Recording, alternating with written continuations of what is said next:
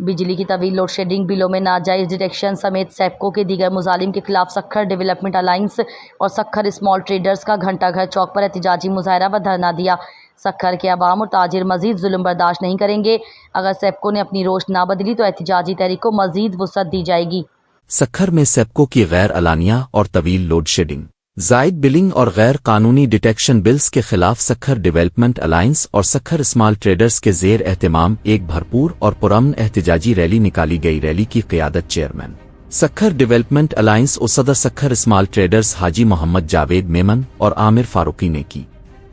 Rally gold centre office صرافہ بازار سے شروع ہے کر تاریخی گھنٹہ گھر چوک تک پہنچی، جس میں شہریوں اور تاجروں کی بڑی تعداد نے شرکت کی۔ احتجاج میں شریک تاجر رہنماؤں اور شہریوں میں نور احمد قاسمی، ڈاکٹر سعید اوان، طاہر مغل، راشد صدیقی، رضوان قادری، طارق میرانی، آغا اکرم دورانی، وکی میمن سمیت دیگر افراد شامل تھے۔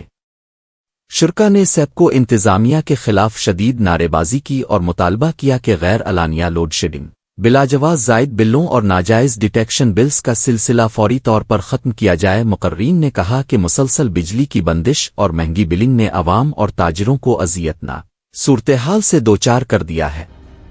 بجلی کی عدم فراہمی اور مہنگے بلوں کی وجہ سے کاروبار تباہی کے دہانے پر پہنچ چکے ہیں۔ اس موقع پر حاجی محمد جاوید میمن نے خطاب کرتے ہوئے کہا کہ سکھر کے عوام اور تاجر مزید ظلم برداشت نہیں کریں گے۔